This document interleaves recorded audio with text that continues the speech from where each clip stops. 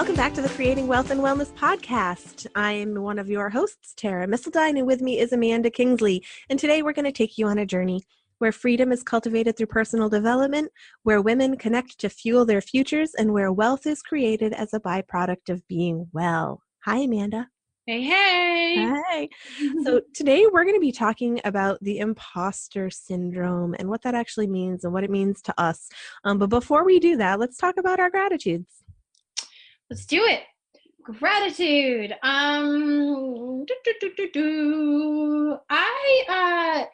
have gratitude for my toolbox, right? So when not screwdrivers and hammers, they are also awesome. But I love adding little tools to my toolbox. So for instance, rescue remedy when I'm feeling stressed, or a card deck when I need some inspiration or guidance. The reminder to meditate. So I feel like I have like a toolbox of things I can lean into, and every once in a while I'll add a new tool and be like, oh, another tool for the toolbox. But I really love having lots of ways to get through a challenge or to make something even better when it's awesome. Cool. Very cool. I like that too. So my gratitude today is for an audio book that I stumbled into that I absolutely flipping love. Yay! And I'm only probably halfway through it, but it's actually like really evolved my paradigm already. And it is called Things No One Tells Fat Girls. And it is largely about, body positivity, self-love, and lots and lots and lots of other things. This woman is phenomenal. So I suggest you listen. Her name is Jess Baker, and her ID online is the Militant Baker. And it's like a feminist, body positive, self-love, cool. I've never lifestyle website. Do you listen on Audible? What do you listen on? No, I listen on Libby. I talked about it a few episodes ago that it's one of my gratitudes. It didn't work for me, so Do you have a library membership? Yeah, I entered it and then I was like, oh, haven't used that. Well, we can help troubleshoot offline, but I listen on Libby and I love it. Sweet. I love that. Okay, cool. Okay, so today we're talking about the imposter syndrome, and this is feeling super real for me. When I suggested that we talk about this, it was because it was like rearing its ugly little head on me, and it doesn't a lot. And it was interesting that it did. So what does it mean to you when we start talking about the imposter syndrome? I think when you mentioned this, I was like, oh, perfect. This has come up like 3 times for me this week, for myself, for my clients. And like, what does it mean for me? Okay. It means stepping into a role, whether it's public or not, in which you parenting is coming to mind, right? Like a lot of times this is what we do as parents, right? Like our kids, particularly as they get older, present us with a situation, and this place of feeling like you have to step into this role that you're a little unsure of, but also still supposed to step into.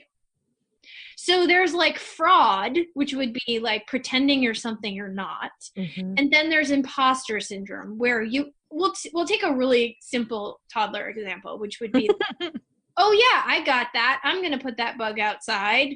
No problem. Where in the back of your head, you're freaking out because you hate spiders.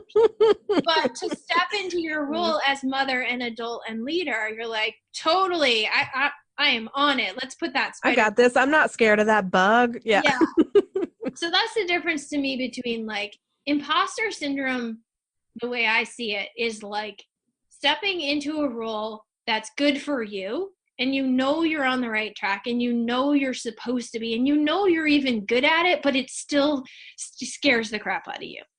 Versus just fraud, where like, I'm going to teach you, how to manage your money, when really I have no idea what the heck I'm doing, and you're probably going to lose it all. Right? Yep. So And that's a great distinction, because saying that you can fix the problem when you know nothing about the problem Yeah. is fraud. But knowing that you can help someone's mindset so that they can fix their own problem and you still feel a little bit unqualified, you might be unqualified to fix the problem. You're not unqualified to offer help and support. Right. And that's often when we will feel that imposter syndrome, like, oh, who am I to? But it's not necessarily that you're unqualified to do it. Just maybe unproven can Yeah. sometimes lead to it. And it's just like, no, I am totally qualified to move this spider outside. Still crazy uncomfortable. To coach someone through a challenge in their relationship. But exactly what you said, but it's still uncomfortable, right? It's like, still, you're like, and this happens probably in, I'm going to say 60 to 70% of my coaching calls with clients, where I hit a point and I'm like, oh no, you're a fraud. You're not going to get them through this. And I have to consciously say to myself, just stick with it. You can do this. And then there's this massive aha moment for myself, which transfers to them, and everybody leaves happy. But it is this, like, I know I'm capable. I just have to remind myself that I'm capable. Yeah, and absolutely. Yeah, it's like the imposter part is that moment where you're like, oh no, I can't do it. And then the part that you have to push through is like, yes, you can. And then you do.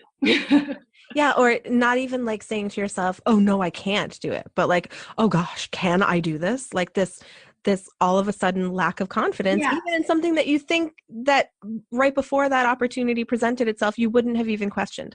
And I know that it comes up for me a lot around making excuses for my achievements or successes. Like, oh, something happened despite me, not because of me. Right. Like, oh, I have found this success in my business despite the fact I have no idea what I'm doing. Well, actually, no, because I have a lot of skills that have translated into this business becoming successful. But like when somebody is asking me about it, it's like, often it's like, oh, I'm like a crazy train wreck, and somehow I ended up with a successful business too, Yeah, it's like, oh no, I'm not a good marketer. I just get a lot of referrals. Yeah, right? Exactly. Like, no, actually, you got a lot of referrals because you market to people who will refer to you. Or even like, oh, I just got lucky and picked the best man on the planet. The fact that I have participated in marriage for 13 years has nothing to do with it, like I have no idea how to have a successful relationship. I just ended up with a really good husband, like oops a daisy, stumbled into that one. Yeah. But that happens all the time, where it's like we're not owning our own successes. We're not owning our own experience as like, a feather in our cap, so to speak. Yeah. I actually was just writing about this again in terms of parenting in my book, in a place where I was like, I had one kid and she was awesome. And I would tell everybody I got lucky.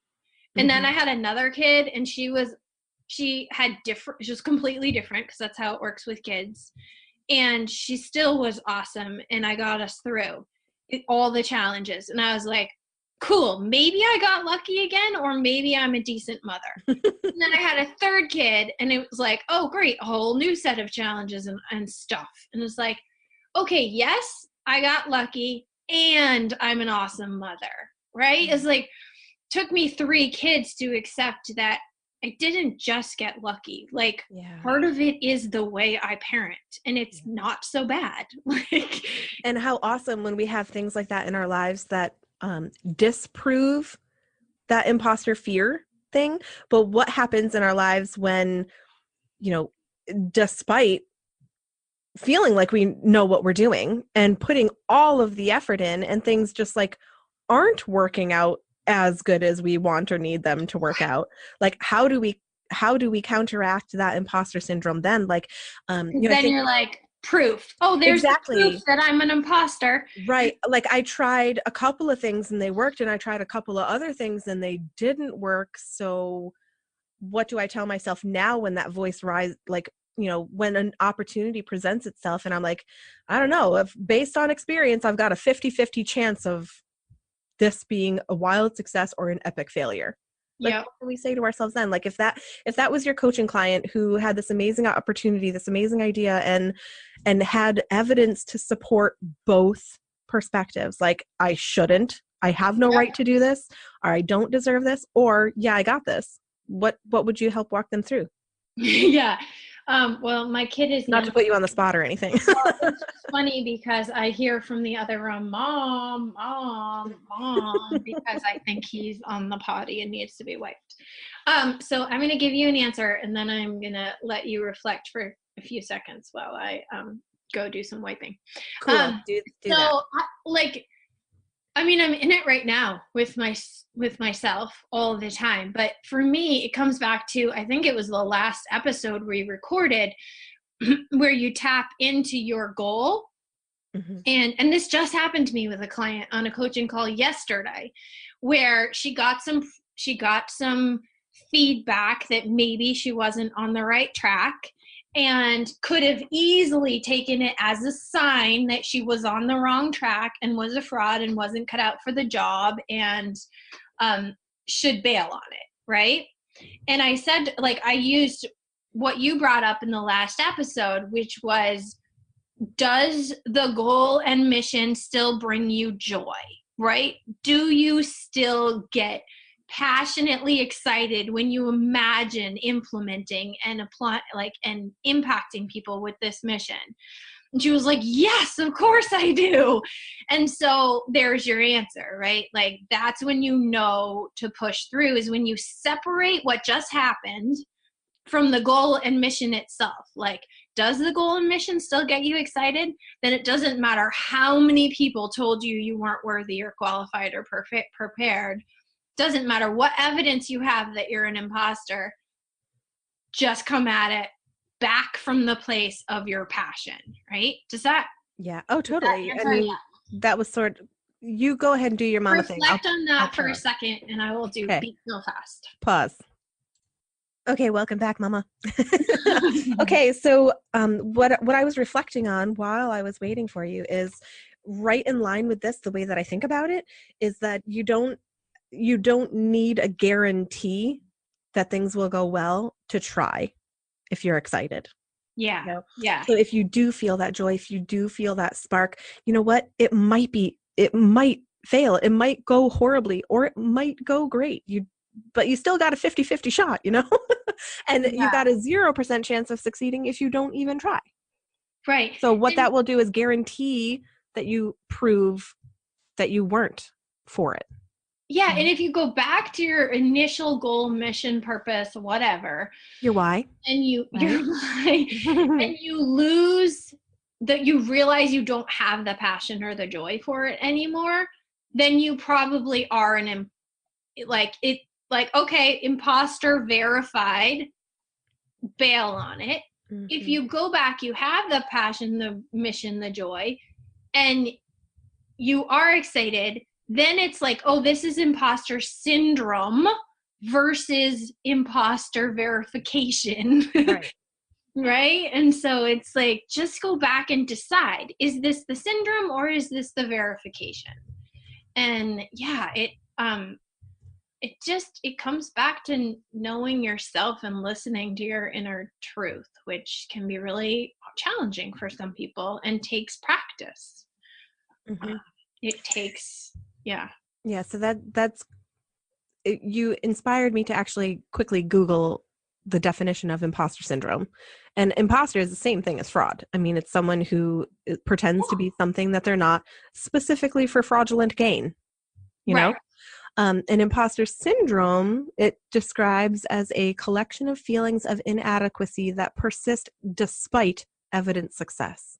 Yes. So it's like when you feel like you're not worthy, even though you've proven that you are. Yep. Absolutely. So and it's normal. It is. It is. And so many of us feel this, despite however successful we have been or are. Yeah. And I'll say to my clients, do you think that's going to go away someday? And like they will either answer yes or no, but a lot of them do. They think that it is going to go away someday. They'll hit a mark and it will disappear. And then I have to remind them, actually, the chances of you feeling that again when you set your next goal are pretty much like 90 to 100%. So what we need to do is we need to talk about the thoughts around this and how to manage it, not how to hit the goal so it goes away or how to make it go away. It's like the chances of you feeling this for the rest of your life, if you have a like go-getter growth mindset, are pretty high. So let's talk about how to move through it, not how to make it go away. Yeah. Yeah. And this brings to mind the metaphor of like the dented cake pan. Like it's not that you have a shortage of evidence that you're qualified or a shortage of evidence that you will be successful in this. It's that the mindset still gives you these feelings that override your confidence in your success. So it's like having that dented cake pan. It's not, no batches of cake are going to come out without that dent if you keep using that pan. So the only way to counteract that is to work on the dent or work on the pan, not to work on the recipe of the cake. You know, it's not to make more cakes.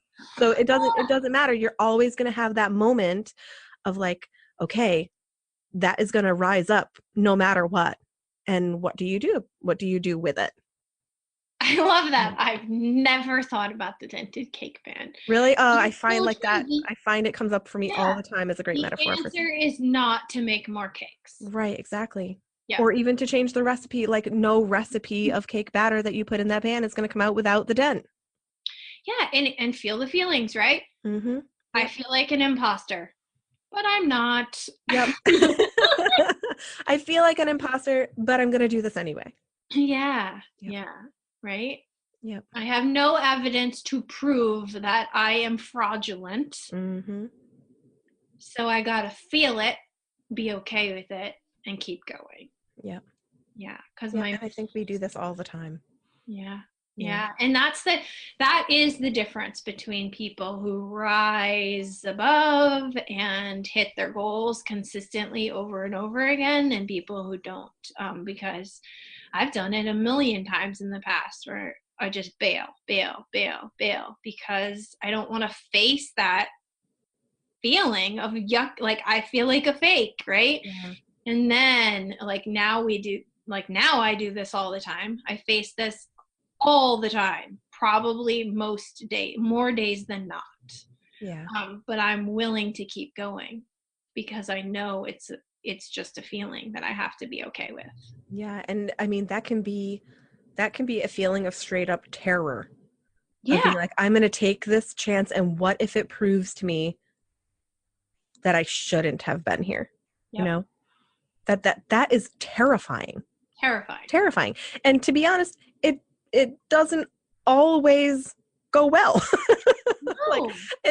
But it can't go well if you don't try, you know. Yeah. If you don't take that on, you'll never have what's on the other side of it. You'll never know what was meant to be on the other side of it. And sometimes those failures are what helps shape us into the person that's capable of doing the next thing with ease. Absolutely. Well, that's time on imposter syndrome. Okay. That's a fun one. What's your ask this week?